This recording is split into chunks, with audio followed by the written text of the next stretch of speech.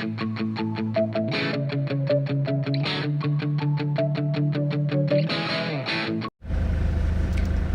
ายดีหมู่เพื่อนทุกคนมื้อนี้ก็มาพบกับเฮาอีกแล้วเนาะซ่องนานาแฟมิลี่เนาะทุกคนเนาะมื้อนี้หันสิออกไป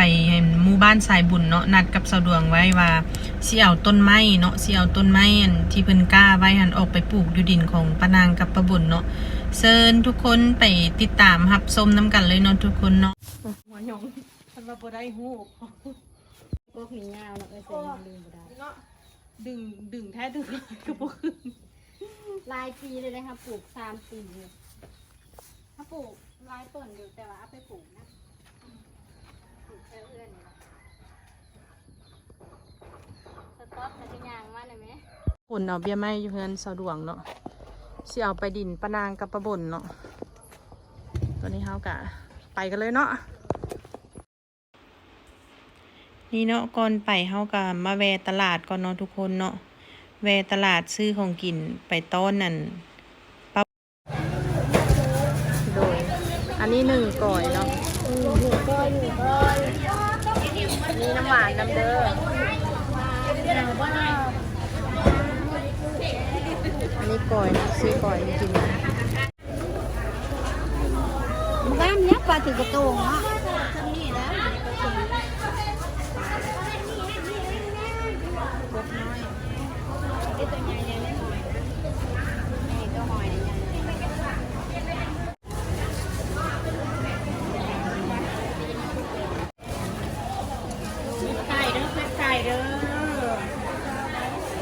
สะดวกแล้วกำลังซื้อ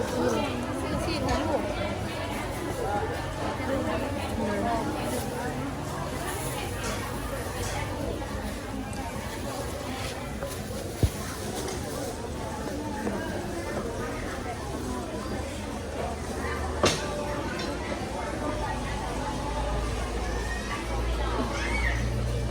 ซื้ออย่างอีกดวง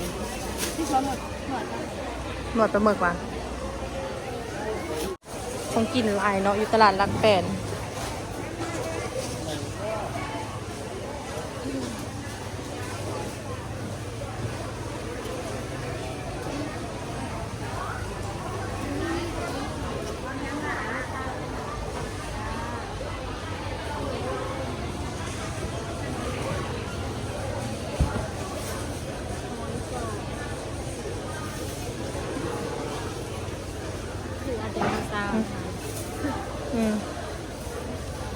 เอาไปเห็นยังกิน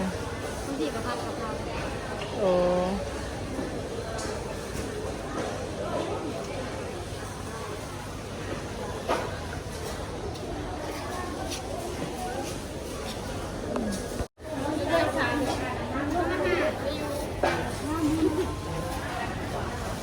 อันนี้เนาะกบโลเท่าไหร่ไม่เท่า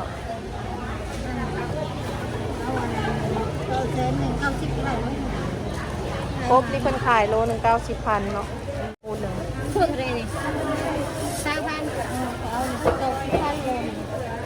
เอาอันนั้นก็ได้พูดหนึ่ง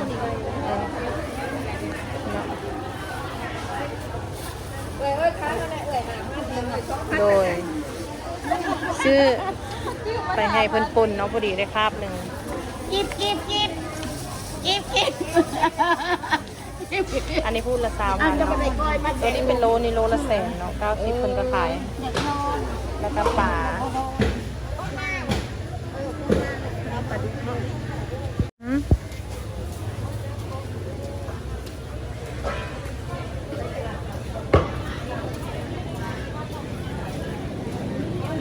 เมื่อก็เดินล้วนไม่ได้ยินซ้ำบ่อันนี้ก็ทางไปหมู่บ้านสายบุญเนาะมันก็ฝนตกมันก็เปื้อนหน่อยนึงเนาะทุกคนเนาะเป็นทางแดงเด้อไปเด้อข้างหน้านี่แม่นหมู่บ้านสายบุญหมู่บ้านสายบุญนั่นนี่ก็มีอยู่4 หลังเนาะ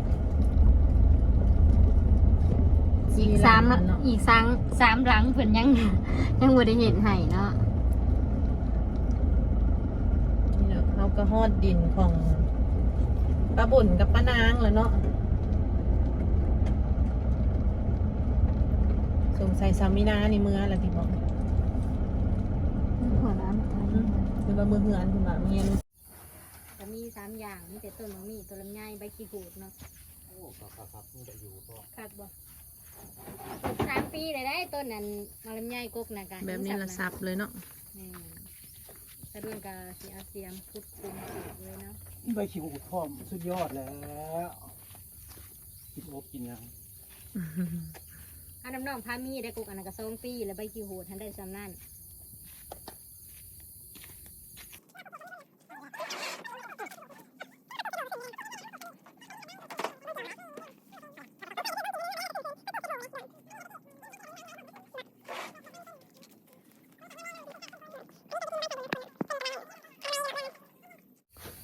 ดินป้านางนี่แปลนเหมือนแล้วเนาะ ใจเด้อต้นไม้ลงหาย เป็นอะไรป้านางสบายดี สบายดี โดย ให้น้องเอาตอตัวนี้ออก โดยแปลนแล้วมามื้อนี้เนาะดินป้านาง โดย นี่เนาะเพิ่นกำลังขุดเอาตอไม้ออกอยู่เนาะ เอาหัวก็เอามาเลยจักสิพ่อบ่พอได้คอยอ่ะ อันนี้นี่บ่ตอกเอาบ่ลึกตะปูตอกบ่หรือว่า โดยเอาตะปูต่อ อ๋อมันหากมันยาวเนาะไม้มันต้นใหญ่ อันนี้เพิ่นก็กำลังสิเฮ็ดลักหัวเนาะโดย กินน้ำส้มน้ำหวาน ทางนั้นแล้วก็มาพูดทางนี้หน่อยเด้อสิอัดเลยบ่เดี๋ยวนี้อัดเลยบ่เอาตอนี้ออกก่อน เพิ่นสิเอาตอออก ก็นี่แหละพอกระตูกับทั้งนี้เอาไฟจูดเอาไฟจูดเอามันก็คิดแล้วว่า อย่าน้ำตาหลดชิบแล้ว เอาผ้าฟันออก อย่าหลดชิบแล้วบ่หรอก ว่าบ่ได้นะ400 ล้านเอาเลยหรอก บัดนี้สะดวกก็สิไปขุดคุ้มปลูกต้นลำไยก่อนเนาะเดี๋ยวไปเบิ่งน้ำกันเลยนะคนพี่น้องโอ้ยน้ำส้มมันแหละขอกินน้ำส้มเลยเด้อพอมีแห้งนะ โดย พวกยังวันคือแพงเถอะอันนี้ก็ได้คุ้มเลยนะโอ้ยแบบเดียวหนึ่งมือนี่น่าจะเห็ดก็ได้นะนี่นะ อันใดคุดซอยบ่ ช่วยกันเด้ค่ะบอกเป็นอย่างนี้กินน้ำส้มละวันก่อนก็ได้กระแบ่งให้น้ำแบ่งให้นี่ไง โดย แวะซื้ออยู่ปั๊มน้ำมันให้เมื่อกี้นี่ ทาน4 คุ้มหนึ่งนี่ เอา นะ มองได้ล่ะกูจักยุใจก่อยคุดนี่ น้ำมันก็จะมา กินน้ำหวานก่อนให้มีแห้งก่อน เอาคนใด นี่แต่ให้คุด คุดกับมันใจว่า เอาบ่เอา ผู้สิคุดกับกระทะว่าอยู่วันใด เอามองได้เนี่ย โตเท่ๆมันก็เกกัน นี่มองนี่บ่ เอาหมดได้แหละมั้ย จะเบี้ยแตกแล้ว บ่แบ่งมาปลูกดินปะนางพร้อมเด้ ก็แบ่งออกคนละครึ่งบ่มีแนว ผิวท้องเนาะลำไยท้อง ต้องมีต้นเดียว ท้อง จักต้นก็ได้เด้อพวกละ4 ต้นคนละ4 บอนงัวกับสิบทานอันนั้นตีจังหน่อยอัน แม่ อันแอมนี่แล้วก็บอันนั้นดอก แค่มันเล็กปูลงมาอยู่ มือเดียวต่อกันแล้ว อืม มันตะปูนมา เอ๊ะจะปู สั่งมากินอันนี้ก่อนสั่งกิน มาสากินก่อนนะ กินน้ำเคี้ยวหรือกินน้ำนี่ เขียน เอ เขียน อเย็นมากินได้หมดคือว่าหน้า แต่ขอหัวอะไรเถอะ คือว่านั่น จ้างว่า ปลูกอันนี้ย่อมาให้ปะนางไปให้ปะนางปลูกก็ยังให้ยังเอาไม้ลายอยู่เด้อ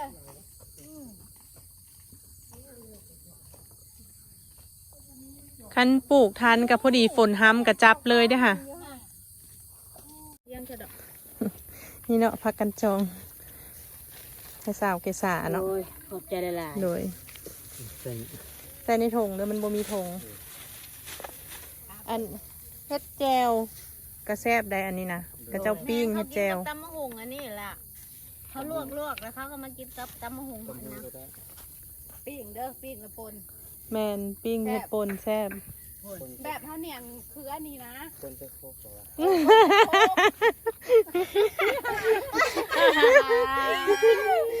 อันนี้ถ้าโคกแล้วไพ่มาสีเดียนไพ่ยัง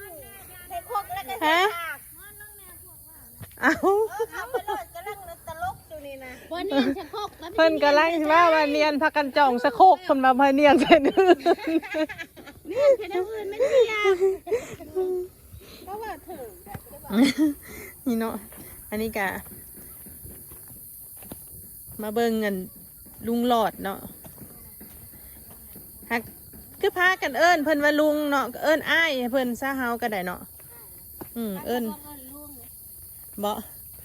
เพื่อใช้เอิ้นอ้ายว่าลุงหลอด ห้องไหนก็ได้ ค่อยนะเอิ้นน้ำอานนท์นี่ บ่ ตอนลูกเอิ้นลุงหลอดนี่แล้วก็เอิ้นน้ำลูกเลยแท้จริงก็เอิ้นอ้ายแต่ว่าเขาพาลูกเอิ้นเนาะ ของเงินวันเอิ้นเพิ่นว่าลุงเข้ามาเอาเพิ่นคือยังหนุ่มๆอยู่ อะไร อันนี้ก็เจ้าก็ขายแล้วบ่ตัวนี้ดินอันนั้นอยู่ใส่บ่ดินโตดินน้องแหล่ ดินน้องแหล่อยู่ภาคนั้น ฝากนั้นพูดว่า แม่นดูอันดินจะสานภาคนะภาค คิดว่าได้ในหมู่บ้านนี้บ่ได้วะ คนละบ่อ อืม ข้างหน้าก็มีคือกัน อืมนี่เนาะอันนี้ก็คืออันเฮือนที่บ้าน จับซ้ำไปนั่นบอก ทางอันผู้ใหญ่ใจดีเพิ่นซื้อดินแล้วก็ปลูกให้เนาะปลูกให้อันนี้หันจังหน่อยละสิพาไปเบิ่งเนาะแต่ละหลังว่าเป็นจังใดเนาะทุกคน ตอนนี้หันเฮาเบิ่งอันนี้ก่อนเนาะเบิ่งอันทางลุงหลอดเพิ่นขุดขุมปลูกเนาะ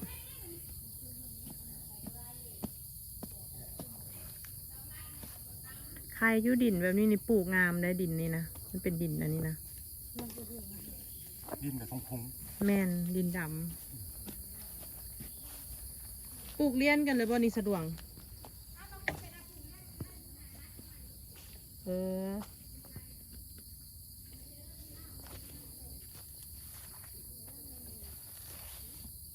นี่เนาะมันคุดได้แล้ว3 คุมล่ะ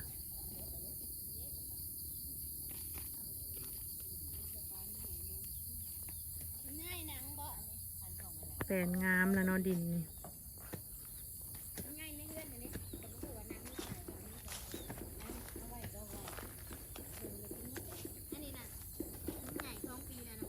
เนาะอันนั้นก็คือเฮือนเนาะข้างหน้าเฮานี่เนาะที่แนมเห็นนี่ก็คือเป็นเฮือนที่ว่าทางอันผู้ใหญ่ใจดีเนาะทางต่างประเทศเพิ่นส่งเงินมาช่วยเหลือปลูกสร้างให้เนาะมีอยู่4 หลังเนาะแล้วก็รวมทั้งอันของป้าบนนี่เนาะกับของป้านางนี่บ่แน่ใจว่ามีผู้สิสร้างให้เพิ่นแล้วหรือยังเนาะ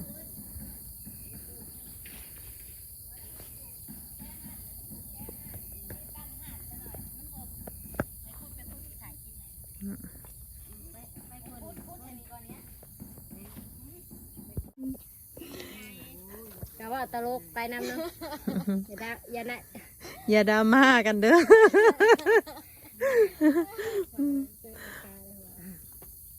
ก็เด้เราแล้วเลยไปแล้วไม่ไปปลูกไปฝังแล้วก็ไปเด้อ ก้นเวิ้งกว้างบ่มีขี้งัวใส่นะปากตายบัดนี้ชาวดวงก็สิเอาต้นง่ายไปปลูกเนาะทางลุงหลอดเพิ่นก็ปลูกผมแล้ว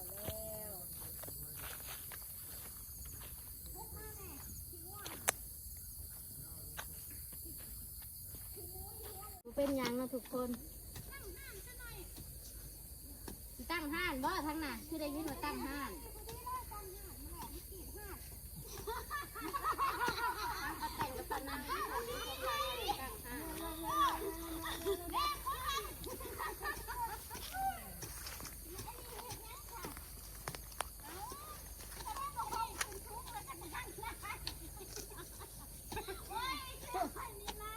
ปลูกไก่ผัดปะนาง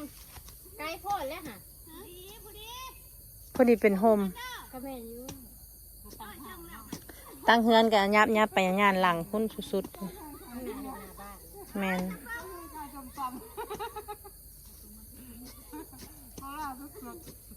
ถ้าออกเลยบ่บลอด ออกเลยเหรอ ถอดออกแต่คู่แล้ว อันนี้เทมทีมันก็ใหญ่ได้ไหมคะ คันเจ้าเอาใส่คู่ค่ะมันก็บ่ใหญ่และดังดวง มันก็ได้แต่ซ้ำในคู่อะไร กล้าโชมปีแล้วจะได้แต่จำนี่อีกอย่างมันฮะ คันเอาลงดินนี่ พวกเขาตัดยอดมันออกนะแล้วบ่ให้มันสูงหรอก แมนคันตัดยอดออกแล้วลำต้นจะใหญ่ บ่ให้มันสูงแบบให้มันเตี้ย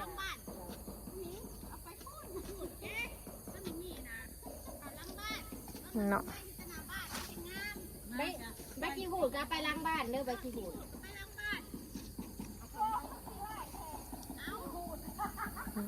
แต่เว้นก็เริ่มแล้วเนาะตอนนี้ก็ประมาณ4:30เนาะทุกคน ภาษาลาวเขาเอิ้นใบขี้หูดใบขี้หูดก็คือภาษาไทยก็เอิ้นใบมะกรูดปลูกต้นนี้ค่ะปลาห้องแห้งเหือแล้วจะหน่อ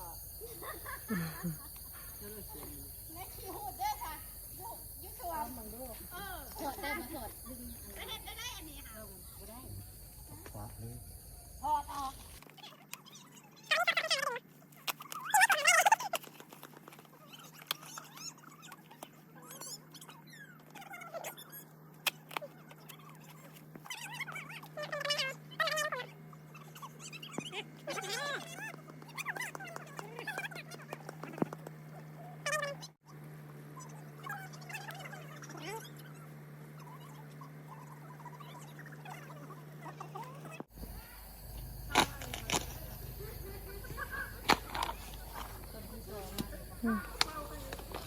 ต้นนี้แรงงามกว่าหมู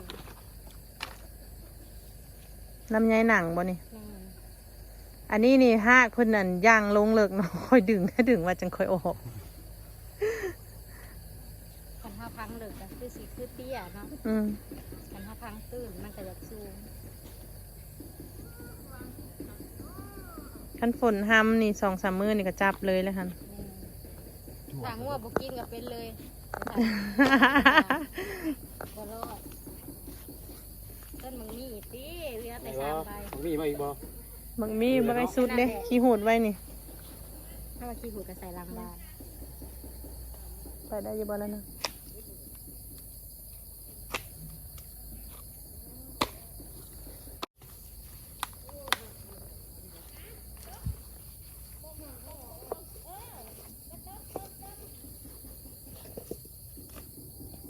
อ้าวหมากใหญ่เด้อ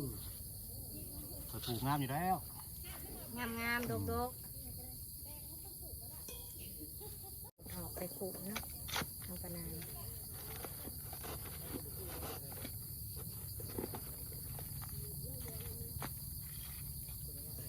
หลักคนเนาะ จะว่าเอาตัวในอันนี้ถมลงก่อนไอ้เลือกผลก็ ขุดเลิกต้นผัดต้นต ต้นเตี้ยมันบ่สูงไปได้พอดีเบ็ดเนาะ ำ แต่มันใหญ่ลุงพูดไผ่เบ็ดบ่ได้แล้วก็นี่ต้องเอาไม่แมนและแมนเอา ป้าอยู่เฮือนอันใหญ่ถ้าใหญ่มาต้นขี้หูดนะ ถ้าร่วงปลูกอยู่เพื่อนไผ่โบเป็นต้นขี้หูปลูก3 ปีเลยเนาะอยู่เพื่อนก็ได้ซ้ำนี่แหละ ค่อยปลูกอัน3 ปีบ่แมนประมาณ3 ปีก่อนโควิดน้อยหนึงค่อยไปธาตุพนมเดือน3เนาะเดือน4มาท่าเดือน4แล้วอันเพิ่นปิดด้านนะค่อยปลูกก็ใหญ่ได้ดวงปลูกเสโถได้ก็ท่วมหัวแล้วได้ กระถางมันซอด ใจเด้อ นี่เนาะอันนี้ก็คือหมู่บ้านสายบุญเนาะเป็นบ้านของน้องธงเนาะหลังนี้เนาะมีอันผู้ใหญ่ใจดีเนาะเพิ่นนั่นส่งเงินมาให้ซื้อดินแล้วก็ปลูกเฮือนให้พร้อมเนาะเพราะว่าน้องธงนี่เป็นคนนั่นทุกข์ยากเนาะอยู่กับพ่อก็เป็นพ่อเลี้ยงเนาะก็ไล่หนีแล้วก็บ่มีบ่อนอยู่แล้วป้าบ่นผู้เพิ่นเผาทานเนาะน้องธงแล้วมาอยู่กับป้าบ่นหันส่วนหลังสีบัวนี่เป็นของเสาเกษาเนาะเงินเสาเกษาแล้วก็โตถัดมาโตสีเหลืองนี่มันของเสาตุกเนาะของเสาตุกแล้วก็โตหลังสีฟ้านี่เนาะหลังสีฟ้านี่เป็นของเสาล่าเนาะทุกคนที่เอ่ยชื่อมาทั้งหมดนี้ล้วนแล้วแต่เป็นคนทุกข์ยากเนาะแล้วก็เป็นคนที่ว่าบ่มีบ่อนอยู่บ่อนอันอาศัยเนาะแล้วบัดนี้มีผู้ใหญ่ใจดีทางต่างประเทศเนาะเพิ่นยื่นมือเข้ามาช่วยเหลือซื้อดินแล้วก็ปลูกเรือนให้เนาะแต่ละคนเนาะตอนนี้ปลูกให้แล้วนี่ก็แม่นได้4 หลังแล้วเนาะแล้วยังอันของอันป้าบ่นกับอันป้านางหั่นเนาะบ่ฮู้ว่าเพิ่นสิช่วยเหลืออีกบ่เนาะสุดท้ายนี้เนาะก่อนจบคลิปเนาะก็ฝากหมู่เพื่อนทุกคนเนาะเข้ามากดไลค์กดแชร์กดติดตามช่องนานา Family แน่เด้ออย่าลืมกดสั่นกระดิ่งแน่เด้อเพื่อเป็นการแจ้งเตือนเวลาเราอัปโหลดคลิปใหม่ๆเนาะทุกคนเนาะ ขอขอบใจหมู่เพื่อนผู้ที่เพิ่นเข้ามาคอมเมนต์ให้กำลังใจเนาะขอขอบใจทุกคนหลายๆเด้อขอให้ทุกคนอยู่ดีมีแฮงซื้อได้ขายหมานค้าขายร่ำรวยเนาะเจริญก้าวหน้าในหน้าที่การงานเนาะขอกล่าวคำว่าสบายดีแล้วเจอกันใหม่ในคลิปหน้าเด้อทุกคนบ๊ายบาย